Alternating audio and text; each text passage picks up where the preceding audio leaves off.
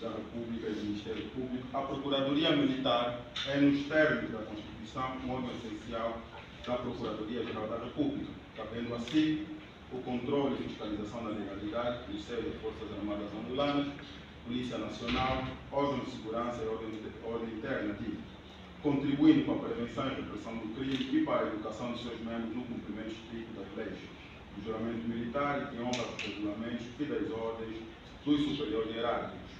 Na verdade, em sede da Justiça Militar, a Procuradoria Militar acaba se refletindo por conta da sua missão principal, que é exatamente a fiscalização da legalidade de forma ampla e de forma estrita, olhando em particular aquilo que é a postura dos efetivos do órgão de defesa e segurança. No fundo, em procurar fiscalizar de modo a garantir que esses efetivos tenham assim cumprimento ao conteúdo material daquilo que é o juramento à bandeira. Penso que estão todos informados, penso que têm consciência que os efetivos do órgão de defesa e segurança só assim passam a fazer parte dessa grande família após a instrução básica militar, mediante o juramento à bandeira nacional, onde nós juramos defender o solo pátrio e, inclusive, comprometemos a defender além fronteiras, dar todo o nosso afinco, toda a nossa inteligência, aplicando a arte marcial, ainda que para tal tenhamos de sacrificar a nossa própria vida. Portanto, este juramento é para nós um dado importante do nosso DNA.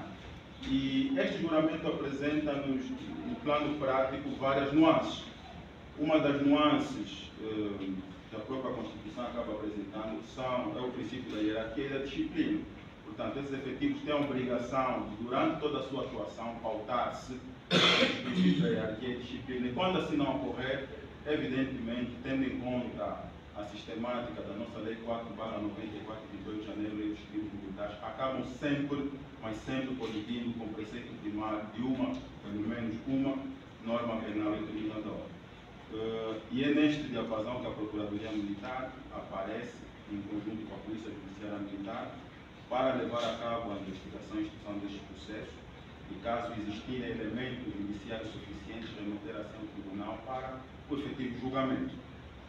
Portanto, passando à última realidade dos órgãos de justiça militar, propriamente os tribunais, de forma genérica, os tribunais trazem soberania, com competência para administrar a justiça em nome do povo, conforme o artigo 174, número 1 da Constituição da República de Angola.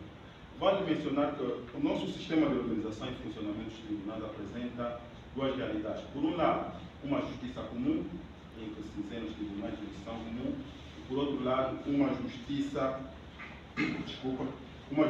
especial, onde podemos encontrar a jurisdição militar. E essa jurisdição militar é encabeçada pelo Supremo Tribunal Militar e encontra na sua organização os tribunais militares da região, tal como dispõe o artigo 176, número 2, a linha A e B da Constituição da República de Angola. Portanto, vale mencionar que nos termos do artigo 7º da Lei Orgânica dos Tribunais de Jurisdição Militar, os tribunais militares são competentes para conhecer os processos de crimes militares e de natureza militar, como tais definidos na lei. E aqui, quando falamos como tais de natureza militar definidos na lei, vale alargarmos um pouco a nossa abordagem, porque o legislador aqui procurou não só chamar já os crimes propriamente militares, mas também os crimes impropriamente militares. Portanto, a interpretação deve ser feita nesse sentido. Aqui chegado, importa-nos também passar para um segundo ponto. Penso que o Dr. Chaves referiu e na última apresentação feita, o último preletor fez questão de trazer ao de cima alguns crimes que eventualmente têm sido cometidos durante esse processo eleitoral, sem querer, obviamente, ser repetitivo. Nós entendemos isso ser importante porque trabalhamos nessa área e o nosso dia a dia é lidar com crimes militares. Referir que existem pelo menos 3 tipos de crimes militares que têm se revelado como que recorrentes durante o processo eleitoral. E eu vou explicar de forma muito rápida por que razão é que isso tem estado a acontecer. Um dos primeiros crimes é o crime de insubordinação. E vou novamente fazer menção aos princípios basilares que mantêm os órgãos de defesa e segurança, a hierarquia e a disciplina. Portanto, durante o processo eleitoral, por uma questão de segurança e para calcular que ocorra com a maior tranquilidade possível. É comum entre nós, a nível superior, criarem-se as chamadas prevenções, em que o nível de prontidão acaba sendo completo, de forma a evitar que situações menos agradáveis ocorram.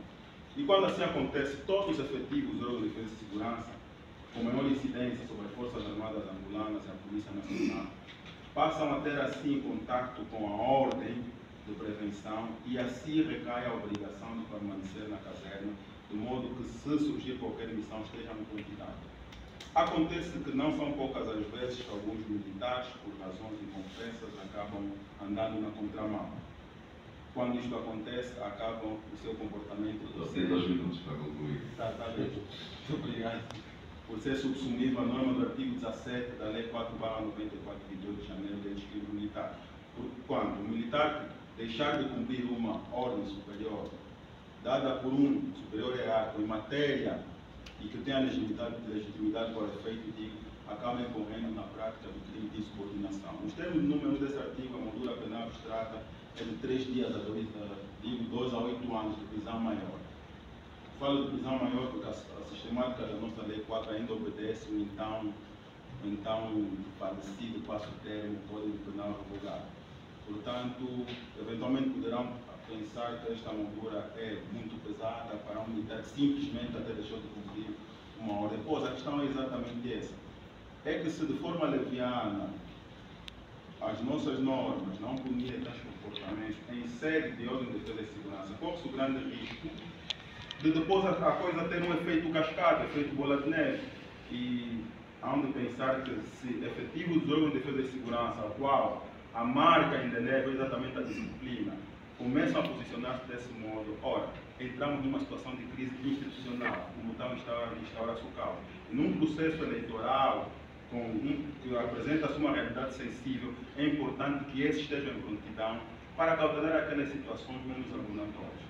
Um segundo crime que tem sido muito recorrente é a violação das regras de serviço de guarda para aqueles militares efetivos da Polícia Nacional.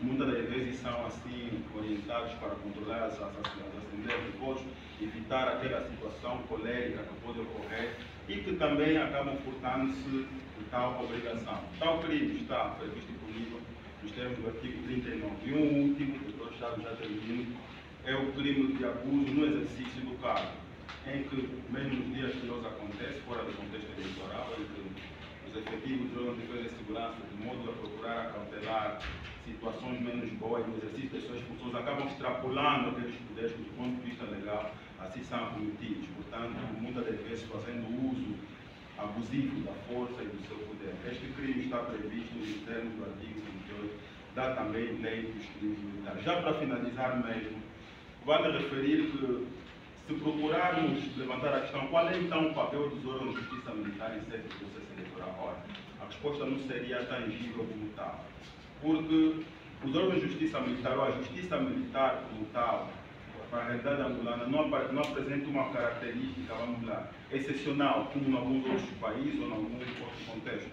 Os órgãos de justiça militar são uma realidade permanente e que cumprem com o seu papel institucional, independentemente das circunstâncias. Mas vale referir que, em particular, a Procuradoria Militar, ao avizinhar-se tal processo, tende, sim, é verdade, a levar um pouquinho mais intensa a sua atividade no âmbito da prevenção criminal, promovendo assim palestras, de modo a evitar que situações menos boas aconteçam envolvendo esses efetivos.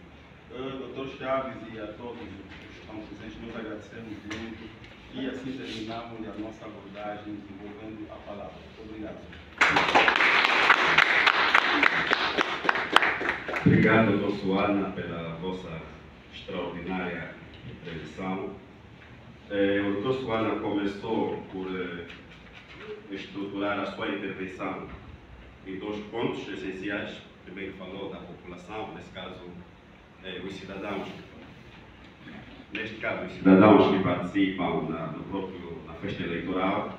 Por outro lado, falou das instituições públicas ou do Estado que têm como incumbência garantir a paz, a tranquilidade e o êxito do próprio processo eleitoral, né?